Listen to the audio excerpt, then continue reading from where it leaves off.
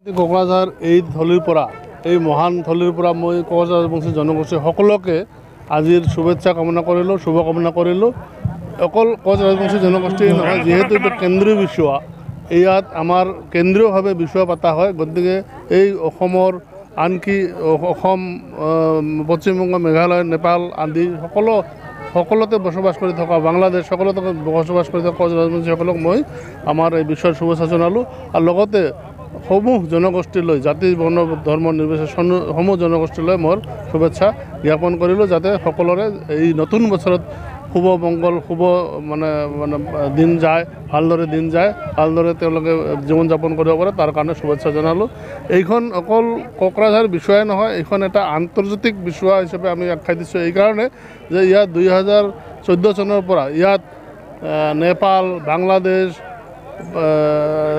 তাৰ পৰা প্ৰতিযোগিতা আহি ইয়াত প্ৰতিযোগিতা কৰিছে, ইয়াত গান গাইছে, ইয়াত আহি তেওঁলোকে অংশ লৈছে, ভাগ লৈছে।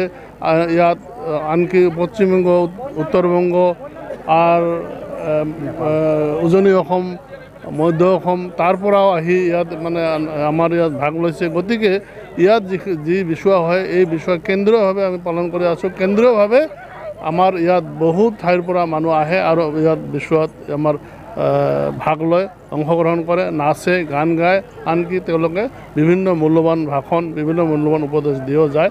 গতিকে এইখন এখন কেন্দ্ৰীয় বিচুৱা। এই কেন্দ্ৰীয় বিচুৱাত সকলো জনগোষ্ঠীকে ইয়াত অংশগ্ৰহণ কৰাৰ কাৰণে অনুৰোধ কৰিছোঁ। আৰু এই বিচুৱাৰ পৰাই মই বাৰ্তা দিছোঁ যে এই বিচুৱা আমাৰ চিৰদিন চলি থাকিব, যিহেতু এইটো কোকৰাঝাৰ ৰাজবংশীৰ প্ৰাণৰ প্ৰাণ। আমি ইয়াক পাতিবই লাগিব আৰু ইয়াক পাতি থাকিম। আৰু এইটো আমাৰ কৃষিভিত্তিক বিচুৱা। এই নতুন বছৰত আমি ইয়াক কৃষিভিত্তিক বিচুৱা আমি সম্পূৰ্ণ পৰম্পৰাৰে 7 দিনীয়া যিটো পৰম্পৰা, সেই পৰম্পৰা আমি ইয়াত প্ৰদৰ্শন কৰোঁ। আৰু এই প্ৰদৰ্শনেৰে আমি ৰাইজক জনাওঁ যে আমাৰ এইটো কৃষিভিত্তিক এক বিচুৱা। এই বিচুৱাত আমি চবকে মৰম জনাওঁ, চেনেহ জনাওঁ, সকলোকে আমি ইয়াৰ শুভেচ্ছা জনাওঁ আৰু সকলোকে আদৰি লৈ ইয়াত বিচুৱা আমি উদযাপন কৰোঁ। ধন্যবাদ। এইবাৰ নহয়, আমি আজি 14 বছৰ ধৰি কৰি আছোঁ। আৰু এই বিচুৱাটো আমাৰ বিচুৱা জাতিৰ প্ৰাণ। আৰু এই বিচুৱা নাপাতিলে আমাৰ মান। এই বিচুৱাটো যেতিয়া আমি পাতিব আৰম্ভ কৰিছোঁ, তেতিয়া আমাৰ এই ৰাজ মন্দিৰ পথাৰত কি হৈছিল, আমি গাঁৱৰ পৰা যিটো বিচুৱা হয়, সেই বিচুৱাটো আমি এতিয়া মঞ্চত লৈ আহিছিলোঁ।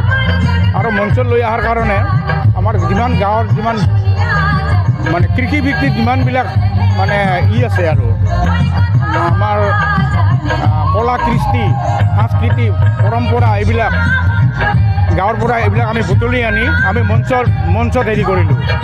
আৰু এই মঞ্চৰ পৰা এতিয়ালৈ এই বিচুৱা আমাৰ চলি আছে। আৰু আমাৰ নতুন চামক আমি এই বিচুৱাটো আগবাঢ়ি লৈ যাবৰ কাৰণে আহ্বান জনাইছোঁ।